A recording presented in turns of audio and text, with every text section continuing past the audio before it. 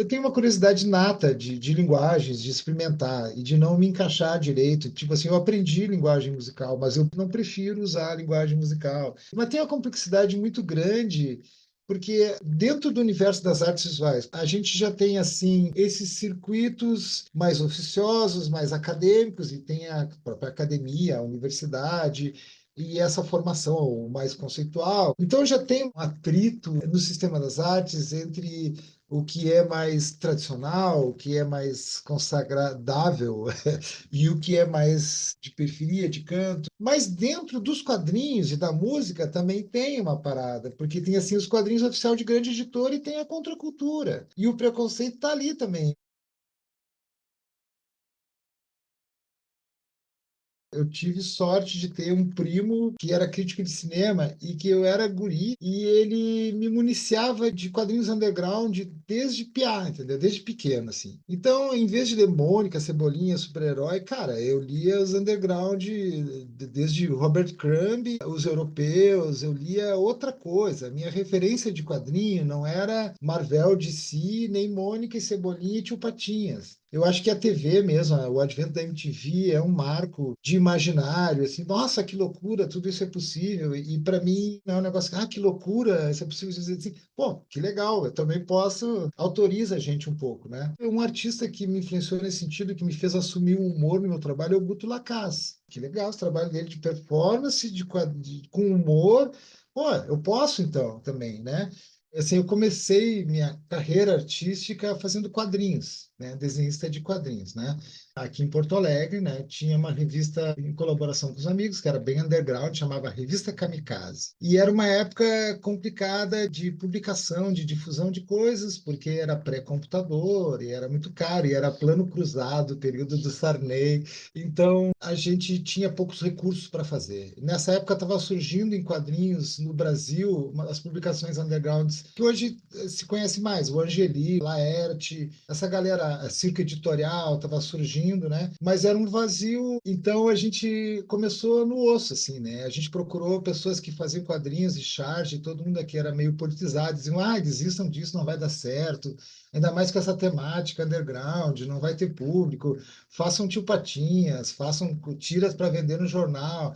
E a gente insistiu, não, vamos fazer um negócio que é da veia do que a gente quer mesmo. A gente queria fazer uma publicação legal, com capa quatro cores, e tipo, não dava grana, orçava, e no fim do mês custava o dobro do preço. Aí o Eduardo Miranda, o Gordo Miranda, que era músico e produtor cultural, foi um dos caras que disse, esquece essa frescura, meu, mete um bagulho lá, um zine em xerox e põe na roda essa merda. E aí a gente fez o primeiro número da revista, se chama inclusive Arfifung que eu vou gozar. E aí era a revista do Grupo Kamikaze, que é como a gente chamava. E aí colou, assim, aqui no Rio Grande do Sul, aqui em Porto Alegre, deu liga, assim, né? É tipo, revista do Kamikaze. Aí no segundo número a gente chamou de Kamikaze, revista Kamikaze, era o nome que estava pegando, né? Então a gente fazia coisas muito experimentais. Junto com isso, estava tendo a eclosão das bandas de rock, da cena do rock gaúcho, digamos assim. E tinha a MTV surgindo. E a galera não tinha grana para fazer videoclipe, nem onde veicular. E nós começando o quadrinho, nós amigos dos caras e tal, vamos fazer comic clip.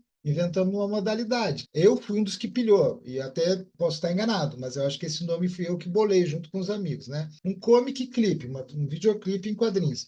De pegar as letras de música e fazer versão em quadrinhos e meter na revista, né? Eu fiz várias experiências desse tipo. Então é dentro desse universo que surgiu esse trabalho aí que está na exposição, que é o Eu Quero Ver o Sangue Correr na Geral, que na verdade é a música 22 minutos do Atahualpa e os Punks. Mas assim, eu logo percebi que para mim era mais legal, divertido, mais instigante pesquisar a linguagem dos quadrinhos do que contar histórias. Meus parceiros da época eram melhores roteiristas que eu, alguns continuam na área dos quadrinhos. A minha parada era investigar, então eu fazia assim, em vez de tiras, fazia quadrinhos em círculo, bolava comic clip, fazia o desenho e o texto depois. E eu comecei a sacar que meu gosto era esse, assim, além do desenho, era descobrir a linguagem. Nesse meio tempo, eu entrei na faculdade, fui fazer o Instituto de Artes da URGS. Aí eu fui descobrindo linguagem visual, pintura, desenho, aí eu comecei assim, a investigar, fazer trabalhos, pintura abstrata.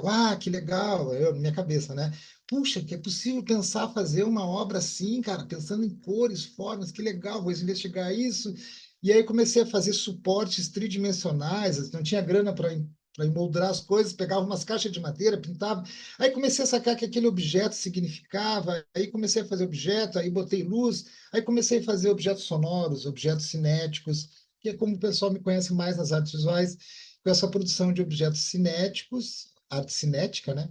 E arte sonora. No início dos anos 90 eu fazia aparelhos sonoros, não se ouvia falar em nem o nome arte sonora, né? E daí o meu trabalho foi se desdobrando. Nesse meio tempo eu conheci pessoas do teatro. Aí comecei a fazer cenografia, comecei a fazer indumentária. Me virava nos 30, assim. E como a revista Kamikaze, ela ficou bastante conhecida aqui, o pessoal nos chamava para fazer ilustração, fazer arte gráfica. Naquele tempo não usava o termo design, né? Chamava de arte gráfica. E aí eu comecei a fazer muitos trabalhos diversificados, porque era o ganha-pão, né? A coisa foi andando, eu fui consolidando uma linguagem, um estilo, questões do trabalho, né? Eu sou um artista pesquisador, tá? Eu me considero assim. Até porque eu comecei a carreira acadêmica. E aí comecei a ter um trabalho mais consistente de pesquisa, como artista plástico, né? E como professor, juntando essas questões.